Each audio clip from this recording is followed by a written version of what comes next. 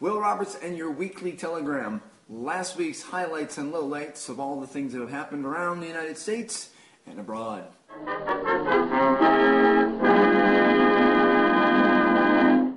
Well, last week started off a little bumpy for the Republicans. See, John Boehner, the Weeper of the House, well, he decided that he wanted to show the country that he wasn't going to be a socialist. So he decided to be antisocial. See, the president, Mr. Obama, decided that he was going to invite him to a lot of different events happening. You know, include him in the gang, you know, as long as he didn't bring his gavel. So I decided to write him a Dear John letter. Now, here's what I told the president. Mr. Obama, I see where you're having troubles with your household. Now, it seemed to me that your new tenant, Mr. Boehner, is being a little antisocial. Is this not the person who said that they like Facebook? Maybe he needs just a little poke. That's a Facebook joke. All right. Now, I've been reading that he's been deliberately ignoring your invitations to events with circles of friends of yours. You know, bipartisan, get them together. No. Anyhow, I want you to know that you shouldn't totally blame yourself. And I'm not sure, but I may have a couple of reasons why this may be happening. Number one, he might be shy, you know. He does tend to get a little embarrassed in public. Number two, he is an emotional type of guy. You can notice that when he breaks into his uncontrollable sobbing, or his uncontrollable sobbing, or just a marketing device. Now watch out, because he might use it on the voters. You don't want that. Anyhow, now, so if you don't mind, I've drafted a Dear John letter for you to send to this Weeper of the House. You can see if it works, and, you know, if you like it, you're certainly welcome to use it. Free of charge. Best four-letter word in the English language. Free. Here we go. Dear John, we're going to have to work a little harder on this whole bipartisan thing. I've extended my hand to you on several occasions, and I'm going to have to take it back because you're giving me the cold shoulder. To make our relationship fun and exciting, I've even offered to pick you up on Air Force One. Then the other issue last week was gun control. Now, I'll start off by saying that I am in the middle on this, even though I'm a professional gunspinner. They're not loaded. And a trick roper, which makes me a cowboy, which makes it just a tool of my trade. However, I do have thoughts and concerns about what's happening lately in our country. I happen to think that a lot of this is being driven by the media. See, because a gun by itself, do something.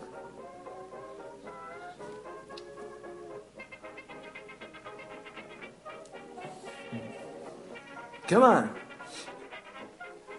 Really is just a gun. And my hand, all right. Don't make me.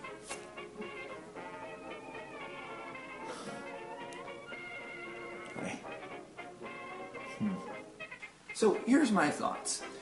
I went to the SHOT Show here in Las Vegas, Nevada last week, and I met a good friend of mine, Joey Dillon, who's three-time world champion gunspinner of the world. He spins guns for a living. He's trained Josh Brolin, a bunch of different people on movies and so on. He's the best that there is. Also does a cool bunch of tricks with guns.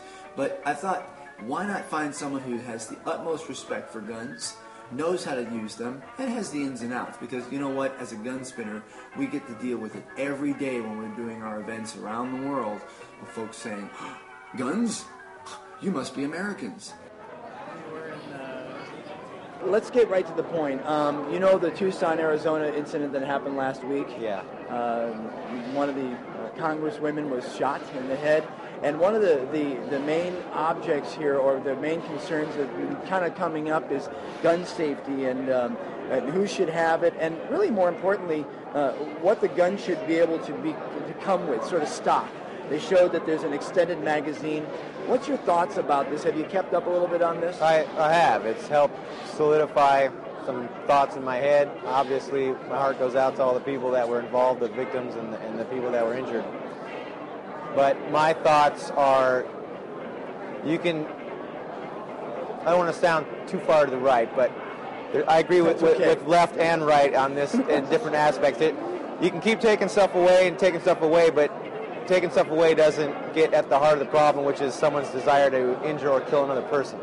So when I was listening to all this and I was hearing about, well, maybe we should have magazines that hold less ammo. Well, you know what? He's going to kill half as many people, but people are still going to die. Take away the guns. And I thought, man, the only thing I could think of is how to look at it, and I would think, you know what? Wasn't it Cain killed Abel with a rock? He wanted him dead, he hit him on the head. And there's a lot of murders with crowbars and everything else, and so people are still going to die. We need to get to the part, why does our country, why is there such an epidemic of people that are just twisted and have bad morals, and what's the root of the problem? And I used to disagree with Obama on some stuff when he said he wasn't going to outlaw certain abortion stuff, but he was going to say, why are we having so many abortions?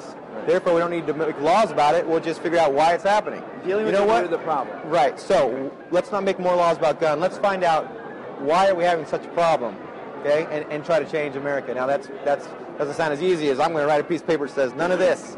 It's going to take all of us, when we're not on the clock, to love our neighbor. And that's just something in a selfish society that just doesn't happen enough. So what you're saying is something that I kind of been saying to my listeners for quite some time, many years, is it's a little bit more about communication, understanding with each other, and having a conversation as opposed to yelling at each other. You know what? Let somebody in traffic if there's blinkers on. You start there and then move up, and people will start being like, you know what? People do care about me. And what about cars? I mean, they can be dangerous too, depending on who's driving them. I mean, after all, we do is give folks a driver's license based upon some questions they answer. I should know from high school that none of the things I learned in high school actually matter now because I don't remember any of them. That's why we have computers, right? I mean, what about when you get older? I mean, much older? You ever seen those folks drive? No offense, but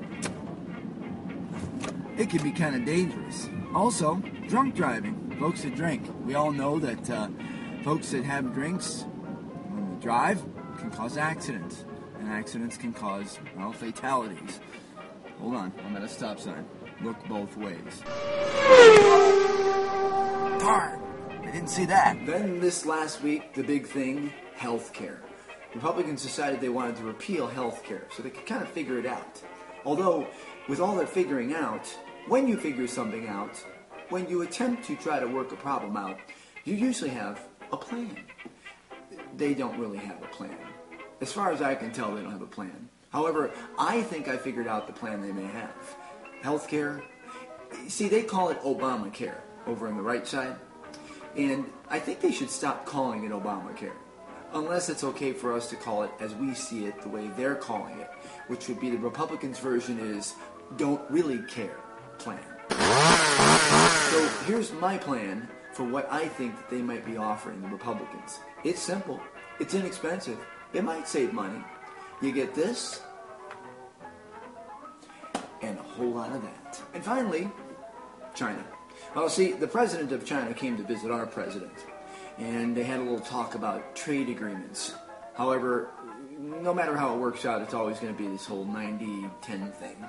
90% from them and 10% from us.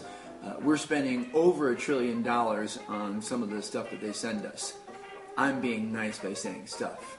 You know, all the garbage and all the lead, the things.